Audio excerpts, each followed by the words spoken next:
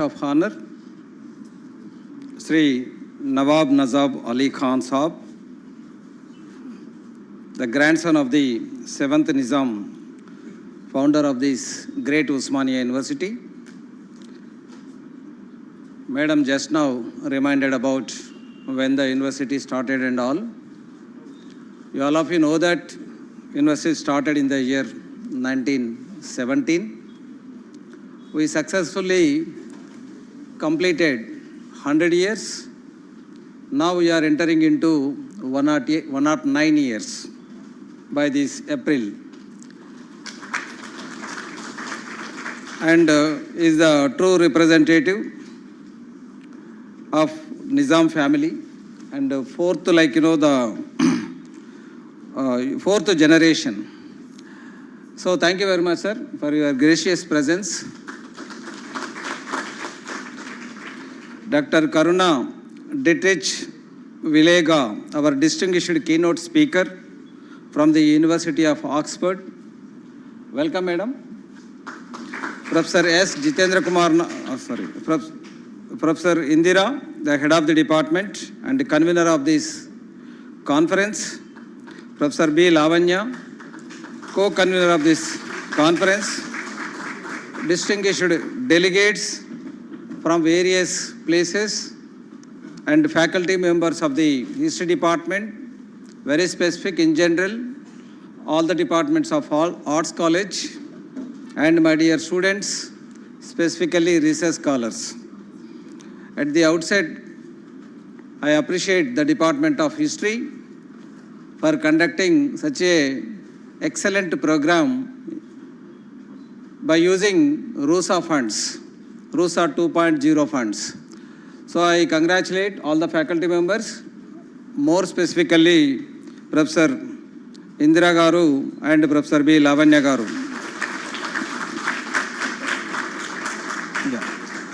So the topic also very interesting, emerging global trends in historical research and pedagogy.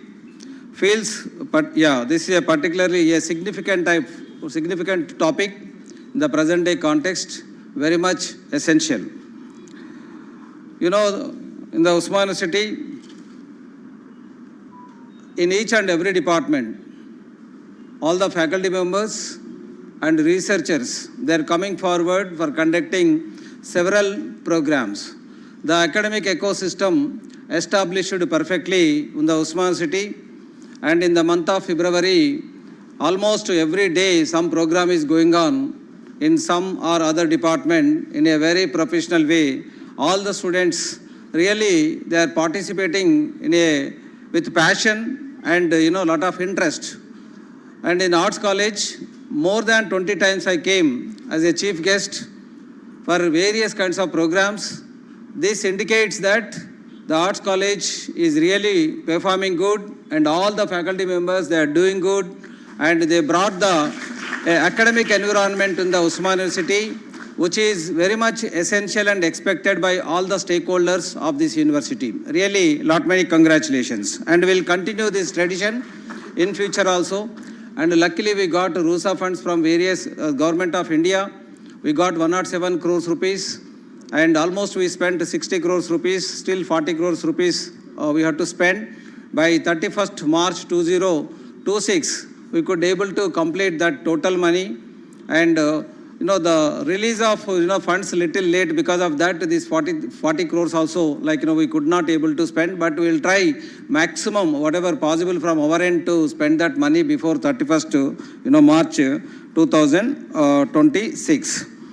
So coming to the pedagogy, of course, is a big subject. No doubt everywhere, without pedagogy, there is no subject at all. And in the present day context, digital days and digital transformation, the era, and no doubt many changes required. In the teaching means earlier practice only one-way delivery. So in the Indian context also, if you look at various IITs, even NITs and top central universities and top universities in the country. So teaching means people always, feels that the teacher only the communicator. So the student is a listener. So this is the kind of things happening at schools, even at colleges, at universities also. 95% still the same kind of philosophy is going on in the teaching and learning process. But what actually the teaching or learning process? What is the communication? What is effective communication? What is effective teaching? So these are all very, very important at universities level. Now this is the right time to change our teaching, the pedagogy and at the same time the communication and using the all the the latest state of the art infrastructure for the communication, effective communication or effective teaching purpose. So this is the need of the hour. So always I suggest to all the teachers, the teacher should be an effective communicator. So teaching, normal teaching, everyone will do. But how the effective teaching one should do, always I explain. So effective teaching means the students, whatever the content delivered by the faculty, by involving the students into the discussion, and at the same time, the content should be understood by the student. In such a manner, the teacher, one has to one has to disseminate the knowledge in the class in a serious manner. So obviously what happens, the student will learn maximum extent and they will also participate in the discussions and debate, and some kind of opportunity shall be given to the students to participate in the debate. This kind of culture should begin in the present day context, very, very important. And coming to this particular, Osmania city, no doubt it is a mother of higher education in South India and in India, even worldwide. All our alumni spread across the world. And wherever you go, Delhi, Mumbai and other place, if you meet 30 members, at least 5 members will be Osmanians. And if you go to United States of America, if you meet every 100 members, at least Osmanians will be 10 members. In US also. In every gully, you take Dallas, you take New York, you take DC, you take San Francisco, you take any place. If you meet 100 members, 10 members will be from Osmania University. And Osmania journey started in 1917. So 1940s onwards, many of our students, they went to the US and other places, they settled and they established so many companies, they became entrepreneurs. Now they are owners of 5,000 crores and 10,000 crores, the industry owners and the business partners, and they are really excelling and serving the country and getting lot many benefits. So therefore, the present day concept is job seeker. The stage is, every student always focus on public service commission and spending their time in the library, and only the option is public service commission, like that they're in their mindset. But there are several options. See, you can explore, right? Only the problem is awareness is a serious problem, and rigid mindset is another problem. And rigid mindset, they have to come up, from rigid mindset to the growth mindset. So always you have to think in a positive manner, and so many avenues are there. This generation is very lucky generation, because the 30 years, 40 years back, whatever professor says, that is final, and there is no information, there is no communication, there is no awareness, earlier days. In the present day concept, everything is in your fingertips, right? Your mobile, the internet is the main source, The students and even the whole society, they are exploring, and you can inquire. Only thing is, the data availability and data information availability is plenty in the present day context. But unfortunately, whether it is the correct data, whether it is correct information or not, nobody knows. That is a big challenge in the present day context the world is facing. So no doubt internet and this Wi-Fi, this era changed a lot. The technological development and technological transformation is really excellent even in the India, and we are leading, especially in the whole world. We are the leaders, and we are leading also. The usage of the technology excellent in Indian context.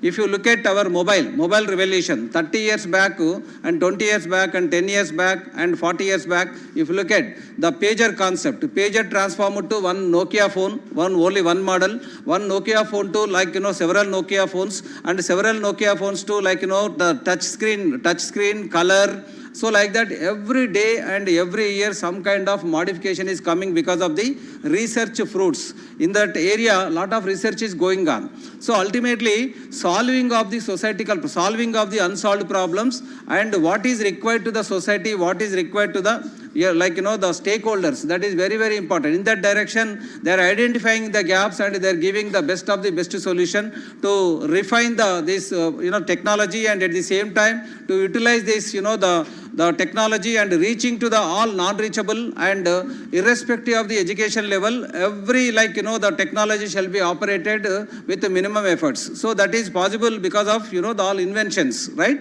So one should contribute towards the invention, and innovation is very, very important to progress the society, to progress the the countries. And mobile technology revolution is a great kind of revolution in the world, and especially the Indians are using in a very excellent way. Our population is around 150 crores, but our mobile connections are more than 250 crores. So the usage is, unfortunately, in Indian context too, they use the mobile for, unnecessarily unproductive purpose more rather than productive purpose. This is a serious kind of drawback. That is why all multinational companies and all the top companies, they are focusing on Indian business.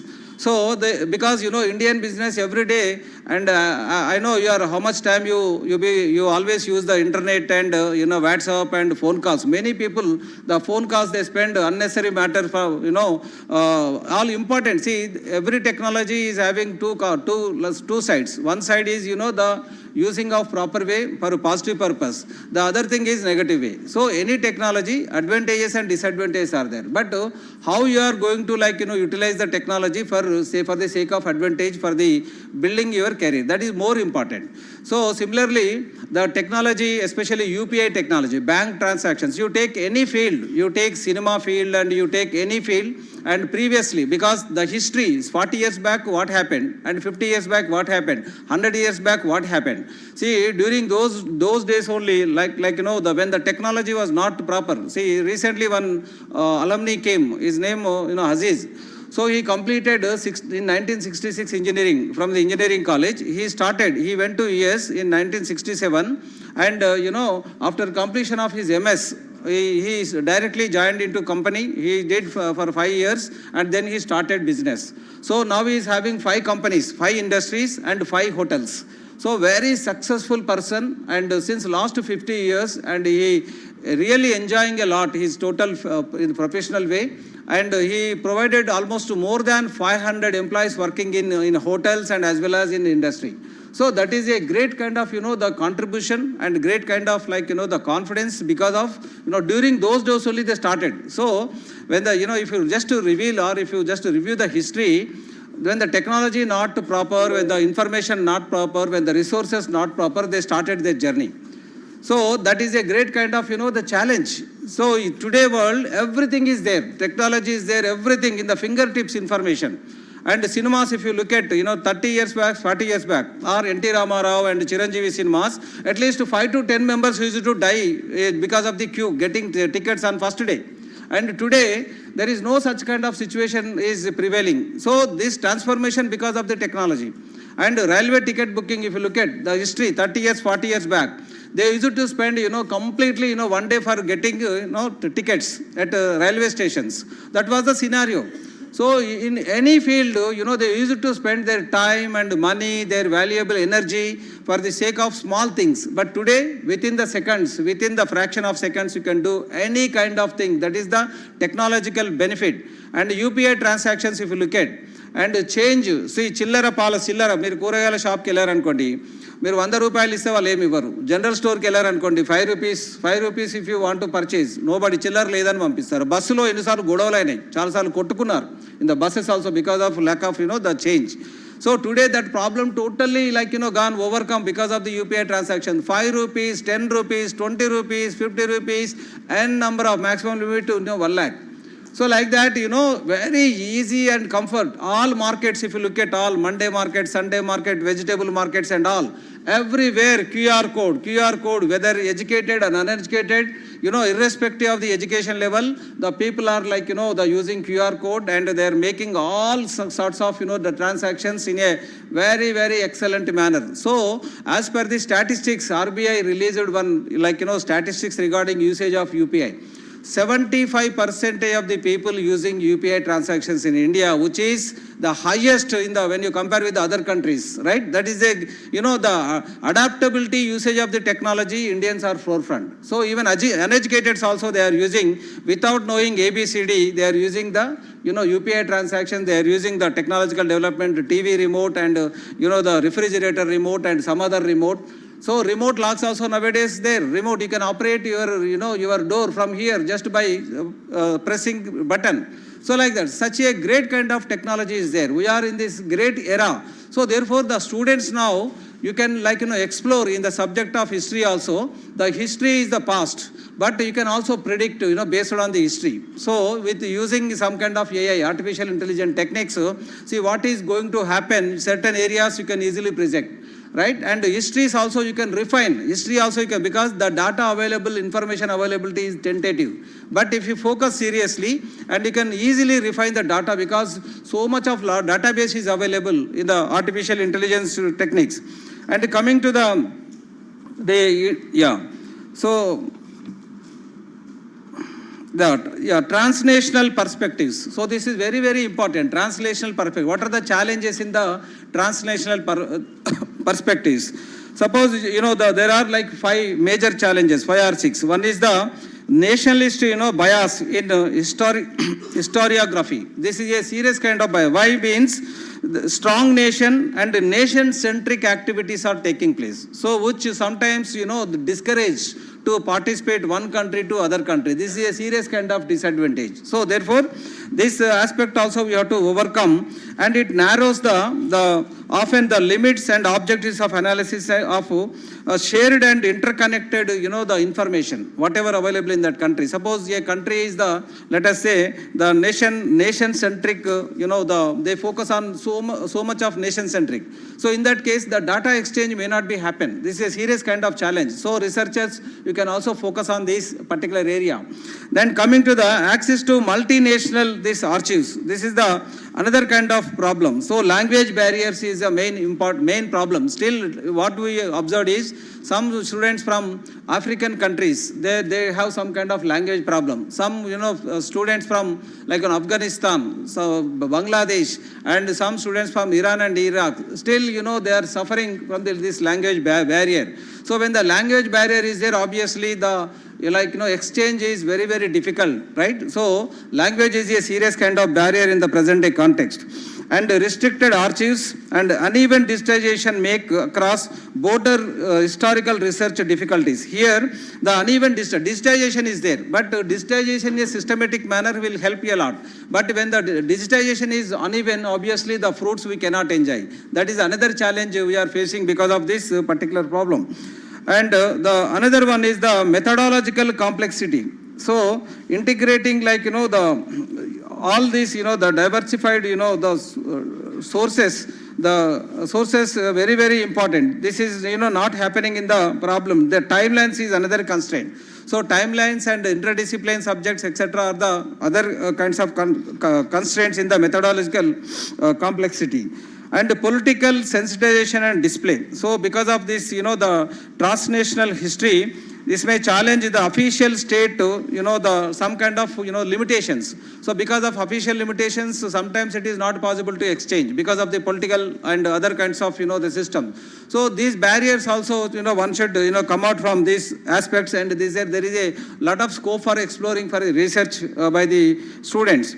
And unequal scholarly representation. For example, the research and developments taking place at some part of the region, not all parts of the region. Let us say the North India superior than South India, otherwise South India research is superior than North India. So north side of the globe and south side of the globe, east side of the globe and, the west side of the globe. These are all, various kind of challenges. So when this kind of, the what you call non-uniform kind of developments and history, whatever. So obviously, you know, it won't allow to explore further. So the research at regional level, research at nation level, research at international level, and you know, this kind of, you know, the conferences, workshops and seminars only with a better platform to make the, you know, uniform development in the research and uniform like, you know, the development in all aspect will definitely will help. That is why the main intention of the conferences, workshops will give a better platform to share the knowledge what is happening across the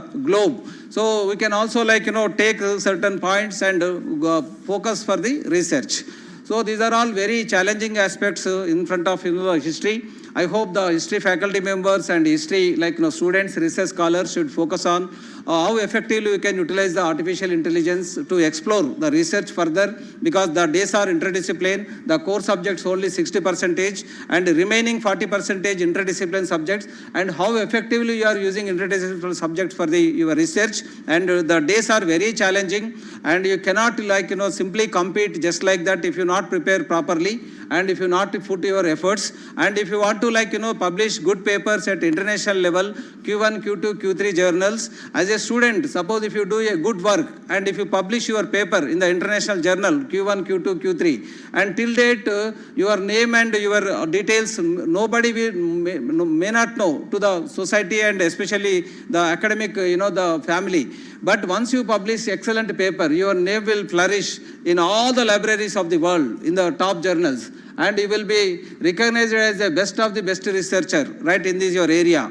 So you can gain the credibilities by doing, you know, excellent research. So therefore, you focus on interdisciplinary research and new areas and use the AI for publication purpose and getting research projects for the project, for the faculty members, and explore. When you do the things differently, when you attempt the things in the differently, and you know, some kind of, madam also said, critical thinking and analytical thinking, vertical thinking, horizontal thinking, 360 degrees thinking, these are all very, very important for the students.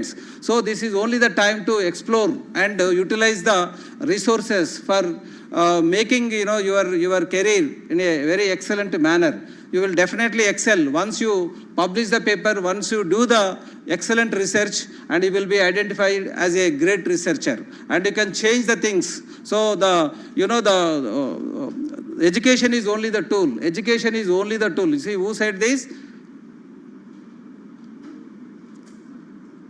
Nelson Mandela, what he said, education is only the tool to transform this world or to shape up your career. So what I just add is here, quality education, skill-based education is only the tool in the present day context to transform this world. So therefore you make use of this particular tool in a very effective manner just to add quality and skills to your existing, you know, the knowledge. Obviously will be the top, you know, the academician over a period of time, and you will get plenty of opportunities, right? And history research you have to do in a different way, right? And earlier research, because of lack of all the technological tools, could not able to explore. But by using the technological tool, and you have to take the history into the next level. So with this, I really congratulate the Department of History for floating such a wonderful program for the sake of students and in general the stakeholders and society. So thank you one and all for patiently listening.